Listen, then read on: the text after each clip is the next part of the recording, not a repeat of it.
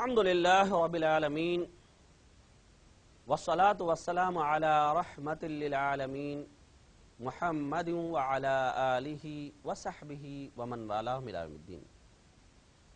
Priya దర్శకుల్లారా, guidance to Allah అన్న ఈ కార్యక్రమంలోకి మీ అందరినీ ఇస్లామీయ పద్ధతిలో ఆహ్వానిస్తున్నాము. అస్సలాము అలైకుం వరహ్మతుల్లాహి వబర్కాతు. నా పేరు సయ్యద్ అబ్దుల్ సలాం. నేను ప్రసంగించబోయే అంశం స్నేహం విలువ. మనిషి సంఘజీవి, ఒంటరిగా బతకలేడు. ఉదయం అతను నిద్ర లేచింది మొదలు రాత్రి మళ్ళీ పడక మీదికి చేరేంత వరకు అతనికి అనేక వ్యక్తుల అవసరం ఉంటుంది, అనేక వ్యక్తుల సహాయ అవసరం ఉంటుంది. వాటన్నిటిలో స్నేహ హస్తానిది అగ్రపీఠం. కాబట్టి మనం మంచి వ్యక్తులను మన స్నేహితులుగా ఎంచుకోవాలి. ప్రవక్త ముహమ్మద్ సల్లల్లాహు అలైహి వసల్లం వారు అన్నారు, అర్-రజులు అలా దీని ఖలీలి. వ్యక్తి తన స్నేహితుని మతధర్మం మీదే ఉంటాడు అని. కాబట్టి మనం మన స్నేహాన్ని ఒకసారి తర్కించుకోవాలి. మంచి స్నేహితులు మనకుంటే అల్హమ్దులిల్లాహ్. ఒకవేళ చెడ్డ స్నేహితులు ఉన్నట్లయితే వారందరి పేర్లను మనం నోట్ చేసుకొని వారందరినీ మన యొక్క లిస్టు నుండి డిలీట్ చేసేయాలి. ఎందుకంటే ప్రవక్త ముహమ్మద్ సల్లల్లాహు అలైహి వసల్లం వారు అన్నారు, మంచి మిత్రుని ఉపమానం అత్తరు అంగడి వంటిది.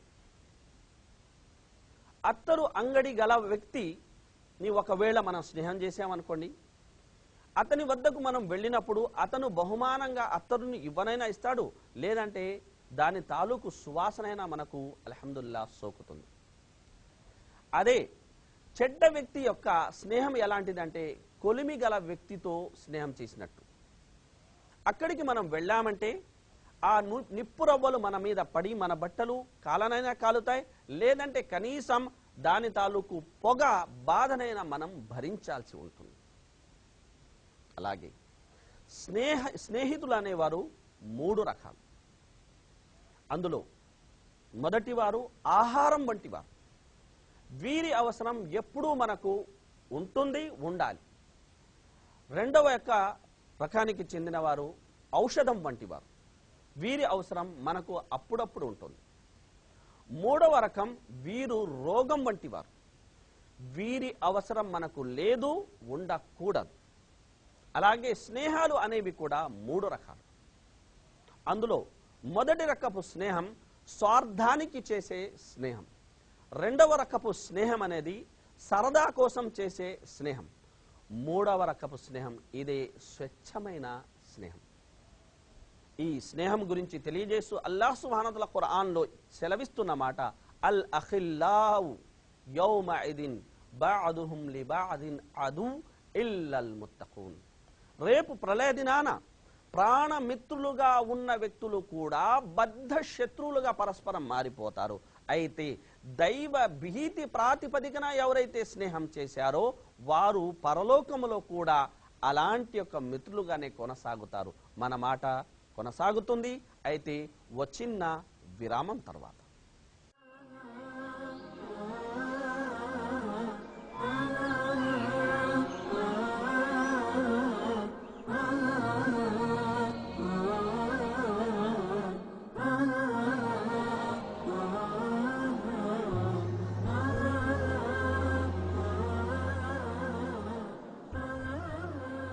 ప్రియ దర్శకుల్లారా, గైడెన్స్ టు అల్లాహ్ అన్న ఈ కార్యక్రమంలోకి మరొక్క మారు మిమ్మల్ని ఆహ్వానిస్తున్నాం.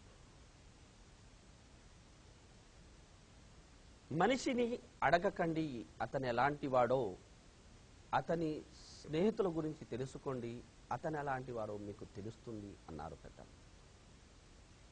కాబట్టి మనం ఎవరితోనైతే స్నేహం చేస్తామో మన ఆ స్నేహం నిర్మాణాత్మక స్నేహమై ఉండాలి. అది మన యొక్క బంధుత్వ బంధాలను పటిష్టపరిచే స్నేహంగా ఉండాలి. ఆ స్నేహం అనాథలను ఆదుకునేదిగా ఉండాలి.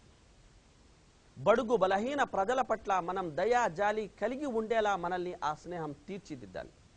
మనం నివసించే దేశం పట్ల, అలాగే మనం నివసించే సమాజం పట్ల గౌరవాన్ని పెంచే యొక్క స్నేహమై ఉండాలి. అలాంటి స్నేహం అనేది మనకు దక్కింది అంటే నిజంగా మనం అదృష్టవంతులమే. ఈరోజు అనేక అధ్యయనాలు చెబుతున్న మాట ఏమిటంటే, ఇస్లాం స్వీకరించిన వారిలో అధిక శాతం మంది ఎవరు ఉంటారంటే ఇటువంటి మంచి సాంగత్యాన్ని పొందినవారు, మంచి స్నేహితుల యొక్క స్నేహ ప్రభావంతో వారు అల్హమ్దులిల్లాహ్ ఇస్లాం ధర్మాన్ని స్వీకరించారు. అలాగే అనేక మంది ఒకప్పుడు తల్లిదండ్రులకు దూరంగా జీవించేవారు, అయితే మంచి స్నేహ కారణంగా వారు తల్లిదండ్రులకు దగ్గరయ్యారు. ఆప్తులకు దూరంగా నివసించేవారు మంచి స్నేహ ఆధారంగా ఆప్తులకు వారు దగ్గరయ్యేవారు. ఓ సహాబీ మదీనా పట్టణానికి రాగానే అల్లాహ్ సన్నిధిలో చేతులెత్తి దీనాతి దీనంగా వేడుకున్నారు. ఓ అల్లాహ్, నేను ఓ అపరిచిత ప్రాంతానికి వచ్చాను, ఇక్కడ నాకు ఓ మంచి సహచరుని నువ్వు ప్రసాదించు అని ఆ వ్యక్తి కోరుకోగా అల్లాహ్ సుబ్హానహు తఆలా ఫలితంగా హజరత్ అబూ హురైరా రజియల్లాహు అన్హు వంటి యొక్క గొప్ప వ్యక్తిని ఆయనకు స్నేహితుడిగా చేశాడు. కనుక మనం ఒక ప్రదేశానికి వచ్చాం, ఇక్కడ మనం అల్లాహ్తో చేసుకోవాల్సిన దువా ఏమిటంటే, ఓ అల్లాహ్, మాకు ఓ మంచి స్నేహితుడిని ప్రసాదించు. అలాగే ప్రియదర్శకులారా, స్నేహం చాలా ప్రభావవంతంగా, ముఖ్యంగా యువకులు దీనికి ఎక్కువ ప్రభావితం అవుతారు. కనుక ఒక సారాయి తాగే వ్యక్తిని అడగండి ఆ సారాయి అలవాటు అతనికి ఎలా పడింది అని. అలాగే ఒక సిగరెట్ తాగే వ్యక్తిని అడగండి ఆ సిగరెట్ తాగే అలవాటు అతనికి ఎలా పడింది అని. ఒక చెడు పని చేసే వ్యక్తిని మీరు అడగండి ఆ చెడు అలవాటు అనేది అతనికి ఎలా అలవడింది అని. వారందరూ ఇచ్చే సమాధానం ఒకటే, ఇటువంటి కొందరు స్నేహితుల కారణంగా.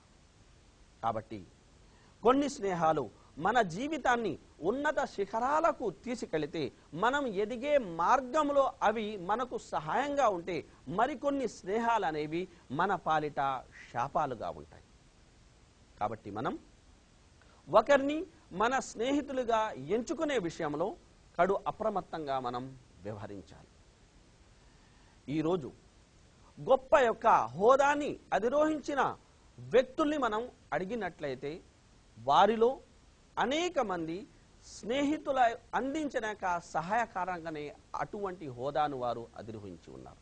అలాగే కొందరు ఎవరైతే శిక్ష అనుభవిస్తున్నారో, జైళ్ల పాలయ్యారో వారిని వెళ్ళి మనం ఆరాధించినట్లయితే అక్కడ కూడా చెడు స్నేహం అనేది కీలక పాత్ర పోషించింది అన్న విషయం అనేది మనకు అర్థమవుతుంది. కనుక మన స్నేహం అనేది మన పాలిట వరంగానైనా మారచ్చు, మన పాలిట అది శాపంగానైనా పరిణమించవచ్చు. కాబట్టి మనం ఎవరితో స్నేహం చేస్తాం, వరంగా దాన్ని మార్చుకుంటామా, శాపంగానే దాన్ని అలానే ఉంచుకుంటామా అనేది మన ఆత్మ మీద, ఆత్మ సమీక్ష మీద ఆధారపడి ఉంటుంది. ఎంతసేపు మా ఈ కార్యక్రమాన్ని శ్రద్ధగా వీక్షించినందుకు మీ అందరికీ హృదయపూర్వక ధన్యవాదాలు. వస్సలాము అలైకుం వరహ్మతుల్లాహి వబరకాతు. వ ఆఖిరు దావానా అనిల్ హమ్దులిల్లాహి రబ్బిల్ ఆలమీన్.